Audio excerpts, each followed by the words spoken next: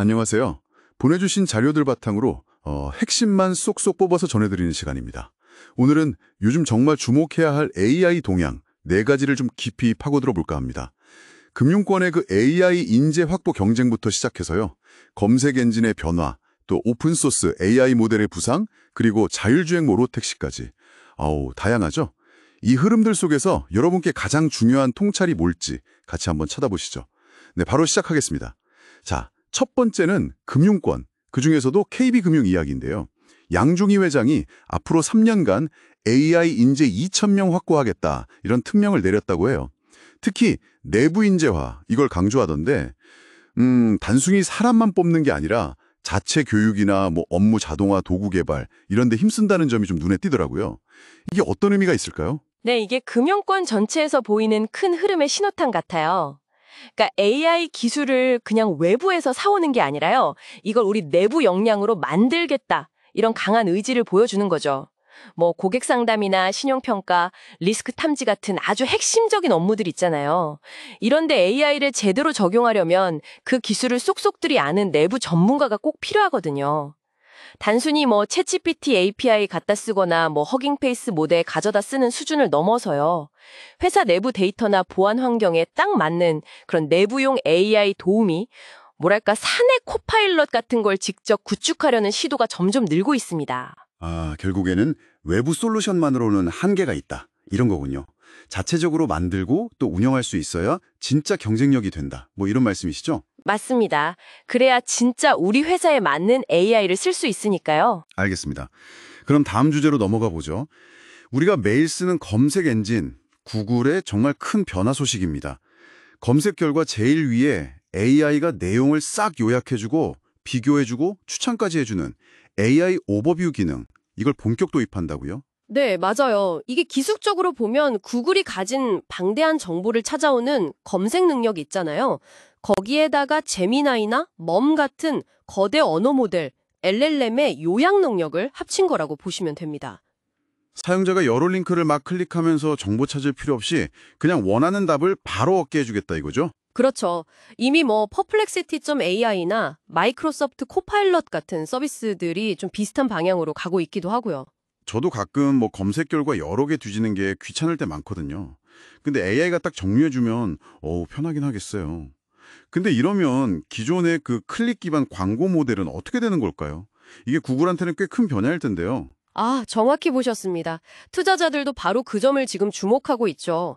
클릭 수가 줄면 당연히 기존 광고 수에게는 타격이 있을 수밖에 없어요. 하지만 동시에 AI가 생성하는 그 답변 안에다가 뭔가 새로운 형태의 정보나 광고를 녹여낼 기회도 생기는 거거든요.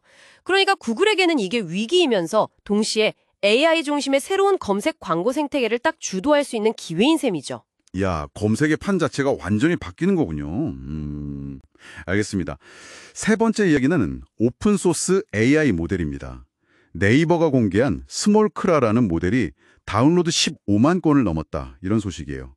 하이퍼클로바 X 기반의 한국어 경량 모델이라는데 이게 왜 이렇게 중요하게 봐야 할까요? 이건 현재 AI 분야의 아주 중요한 트렌드 2가지, 바로 오픈소스와 그리고 경량화를 잘 보여주는 사례라서 그렇습니다.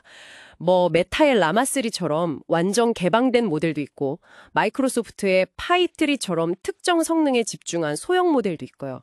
이제는 그냥 크고 무거운 초거대 AI만 있는 시대가 아니라는 거죠. 스몰크라처럼 이렇게 작고 가벼우면요. 특정 목적에 맞게 미세 조정, 파인 튜닝하기도 훨씬 쉽고요. 스마트폰 같은 개인 기기, 엣지 디바이스라고 하죠. 그런 데서도 직접 돌릴 수 있게 되거든요.